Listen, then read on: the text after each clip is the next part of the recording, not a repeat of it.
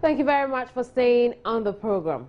Now, the Ghana Medical Association has given government a 24-hour ultimatum to meet its demands for conditions of service, and the association withdrew its services from government-run hospital OPDs last week.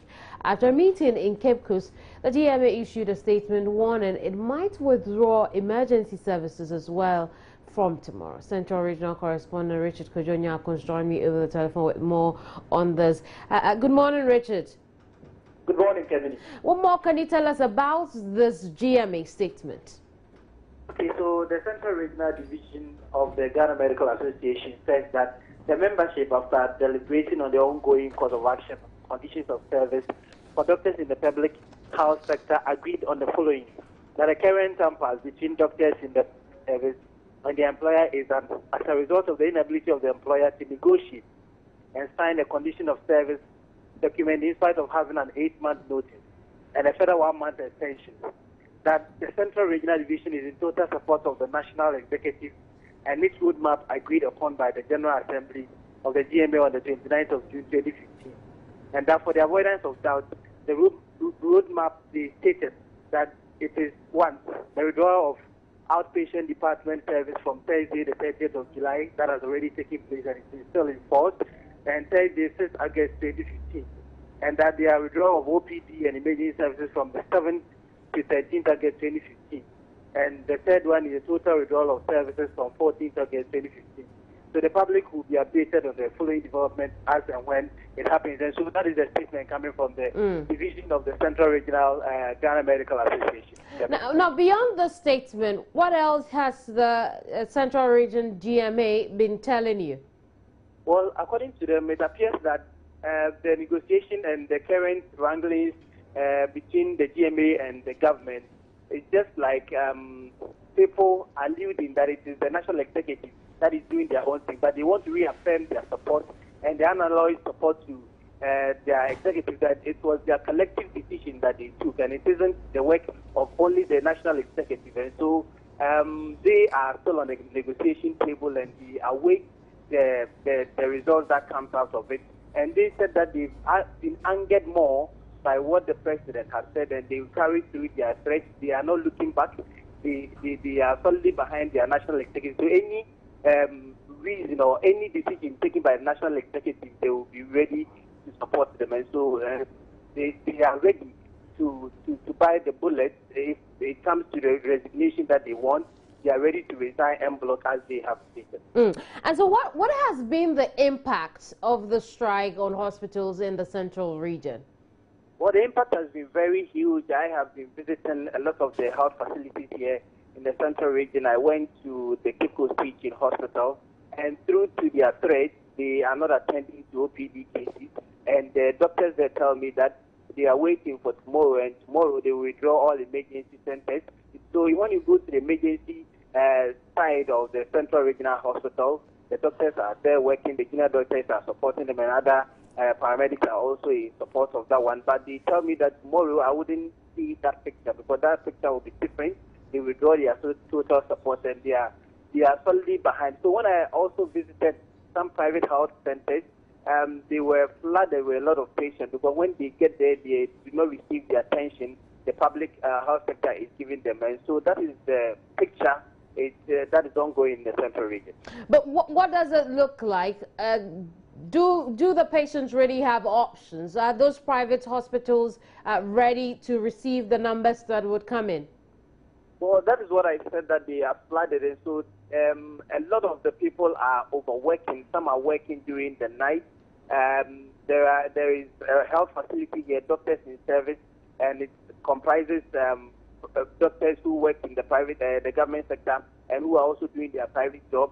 And that place has been flooded. A lot of the chairs are occupied. The place is virtually full, and other places as well. But when it gets to the OPD places, it's empty, because it's only the nurses that are taken care of. So people who have huge complications and other things, they are not being attended to by the doctors. And so that is the situation. Richard, thank you very much for your time. There'll be more on this in subsequent broadcasts. But we'll stay within the health sector because President Mahama has reiterated government will not yield to agitations by workers for wage increases, regardless of the political cost. According to him, the demand by the Ghana Medical Association will derail economic gains, and he will not authorize any expenditure outside the budget. The president was speaking at the opening of a conference by the Ghana Registered Midwives Association's 80th anniversary. Recently, government has been in discussions over conditions of service for medical officers. Even while that process was ongoing, the Ghana Medical Association has directed doctors to withdraw services to outpatients in all public facilities. We have been here before, and it all has a very familiar ring to it. In my last visit to Botswana, in my interaction with resident Ghanaian professionals, I commented on election year pressures and the temptation to yield to demands by professional groups for increased remuneration. In 2012, during the implementation of the single spine salary structure, you all remember, pressures from various groups led to award of interim premiums and other compensatory allowances whose net effect ballooned our remuneration and compensation wage bill from a little under 3 billion Ghana cedis to over 8 billion Ghana cedis. This consumed nearly 73% of total tax revenues in wages and compensation alone.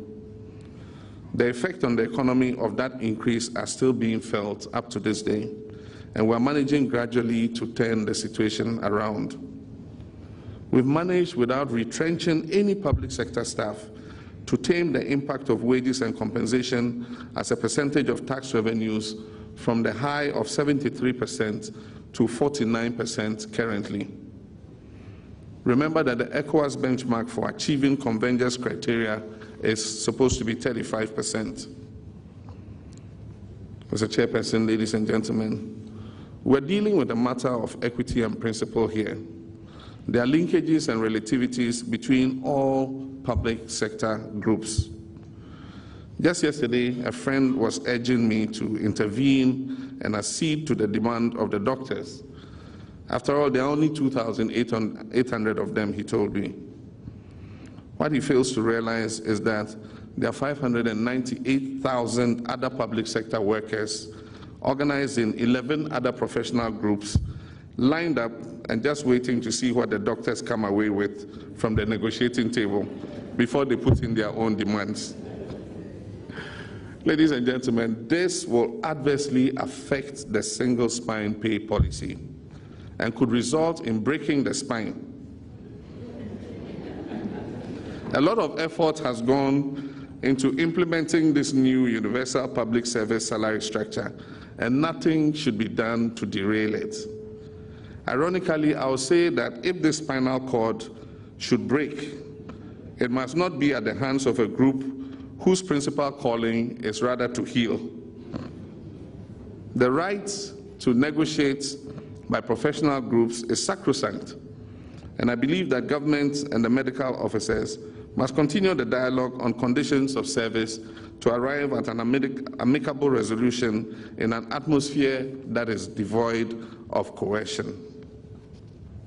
Currently, other negotiations are ongoing on other categories of allowances at the Public Services Joint Negotiating Committee. Any agreements that are reached in respect of allowances or conditions of services would have to be appropriately captured in the budget. And I want to say for emphasis that I will not authorize any expenditure on wages and compensation not provided for in the budget. Fiscal discipline requires that not a single pesewa is spent on remuneration outside what has been budgeted for. And this goes for both Article 71 office holders and those on the single spine. It goes for the President as well as the lowest public sector employee. I'm determined to hold the line no matter the political cost. Our people have sacrificed enough. We cannot afford another round of belt-tightening after the electoral cycle is over. And as I said, the current IMF extended credit facility must be the last time we fall back on the IMF for any respite.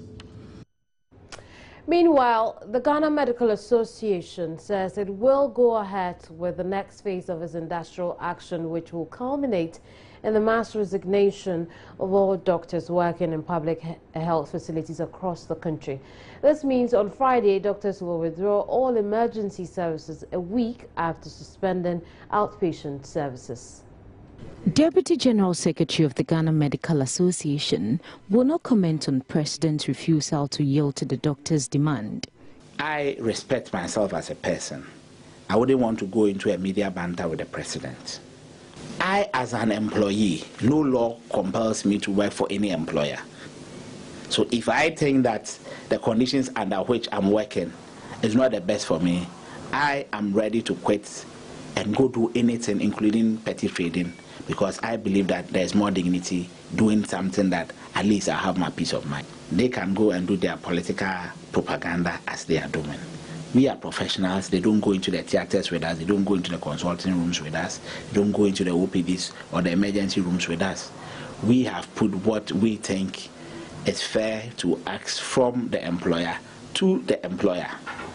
It is up to the employer to decide whether to sit down with us and ensure that we come to some compromise positions on things, or he leaves it as it is, and we also think about ourselves. Dr. Yankson, meanwhile, said government was yet to invite them for a resumption of negotiations after the talks broke down last week. Well, officially, we haven't had any negotiations. We've had some other informal talks, or talks that I would say are not daily negotiations, but in a way could have a bearing on the negotiations. That has happened, but in terms of true negotiations, we are yet to have one.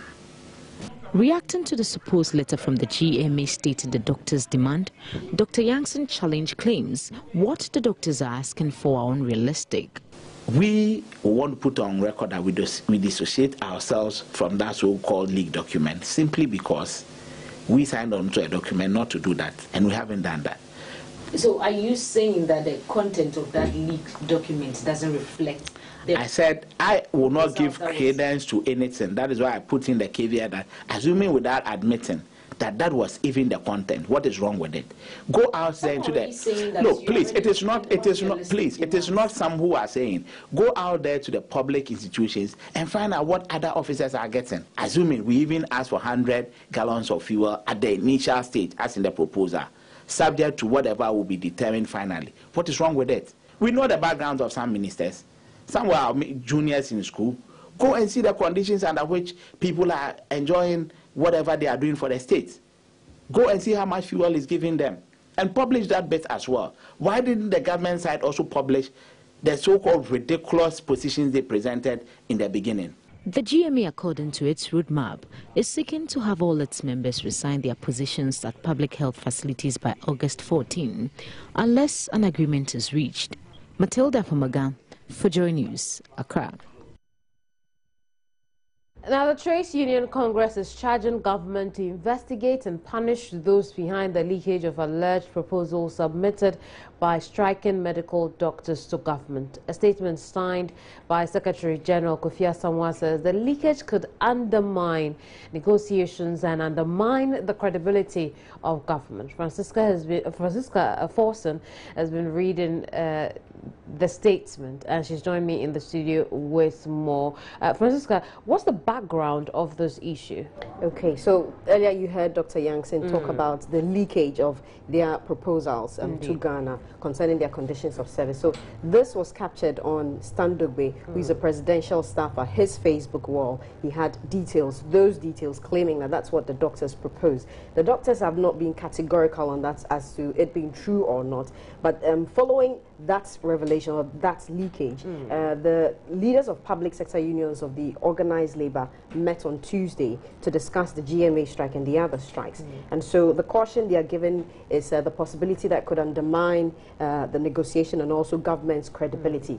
Now, what they want government to do, Kemini, is to investigate and find out those who did this and then sanction. But as it stands, we saw the details, those details on Stan Dugbe's wall. So the conclusion is that Stan Dugbe should be sanctioned for leaking those proposals because negotiations are ongoing, and that's bad faith on the part of government. We'll come to what else the statement is saying regarding it's sent some advice out to the doctors and other striking health. To all parties, in fact, they are asking government and then the striking health workers to stick to the negotiations in good faith. So means that do what you have to do behind closed doors. Nobody leaks anything, and then we get to a conclusion, a positive conclusion. So they're asking the Ghana Medical Association and then the government and hospital pharmacists who are on strike to return to work and continue with negotiations. Now,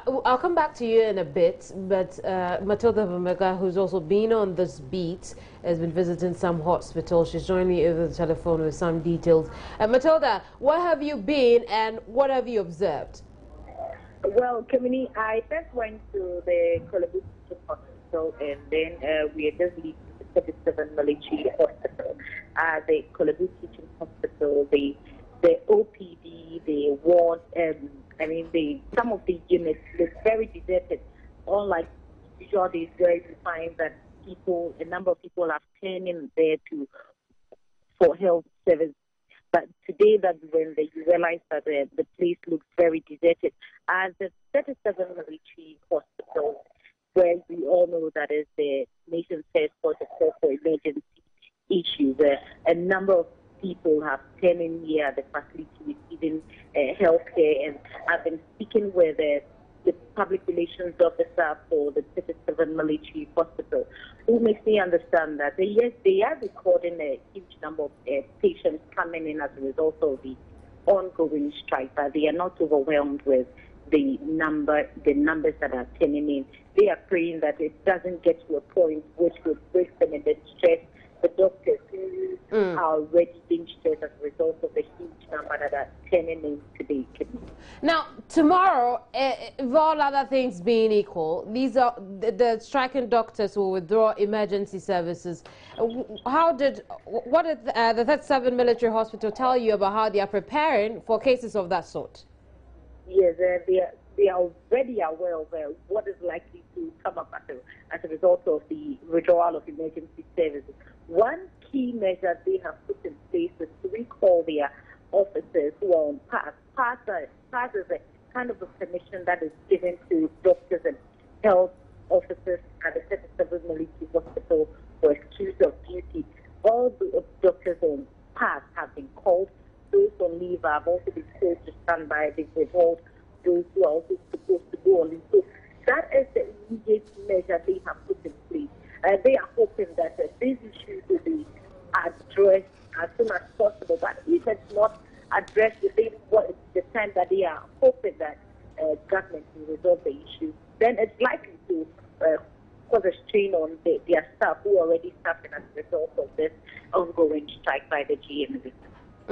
Matilda, we leave it here. Thank you very much. Matilda Vomega has been visiting some hospitals, including the 37 military hospital, where she tells us that the hospital authorities are readying up for, if all the other things being equal, the doctors withdraw emergency services tomorrow, they'll be able to take up the cases that come there. Meanwhile, the hospital authority also say that really the cases are not overwhelming as now. Francisca Kakarforson is still here with me. Francisca, beyond the TUC statement, but is the TUC asking them to go back to work? Yes, the TUC is asking the doctors and the pharmacists who are on strike to return to work so that negotiations can continue. But they're asking all parties to act in good faith and not leak any information until everything is done.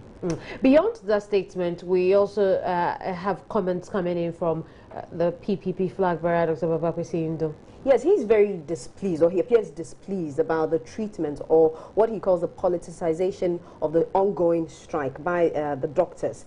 Now, I picked what he put on his Facebook wall. I'm going to just pick a few quotes and share with you, Kamini. The message is it's in two parts. One to the doctors and one to government. He's saying, and I quote, that instead of addressing the merits or demerits of the demands of the medical doctors, this public health problem has become another arena for senseless politics, with NDC and MPP officials tripping over each other to score cheap political points. He also says, let's get serious about people's health and then cut out the politics. Now, the message to the doctors, he says, to the doctors and on behalf of the PPP, I say forget the politicians and their insults, including those who sought to lower credibility by leaking the offer you put on the table for negotiations to the media and the public. They just can't get rid of their inferior tactics mentality. Negotiate in good faith, but go back to work. Many lives depend on you. And that's the last message to the doctors by Dr. Babakwesi Indo. I see. Now, really, it looks like everybody seems to have a challenge with the fact that this was what the doctors brought to the table was leaked by somebody. It's difficult to say if it was government or not. But everybody seems to have a problem. The conclusion is that the person on whose Facebook wall we saw this is a presidential staffer, works at the presidency, Stan Dugbe. And so it appears that it's coming from the government. The government. While negotiations are underway, this popped up on somebody's Facebook wall. And that doesn't help with because the doctors indeed expressed their displeasure at that, even though they didn't want to confirm that that was from them. That was what they wanted. Very well. Thank you very much, Francisca. Francisca brought us details of some comments following the declaration of strike by these doctors, or the fact that they went on strike. It's been a week, and we're still counting the days these doctors have withdrawn their services. There'll be more on this in subsequent broadcasts, but I'll take a quick break. When I come back, we'll discuss some other issues.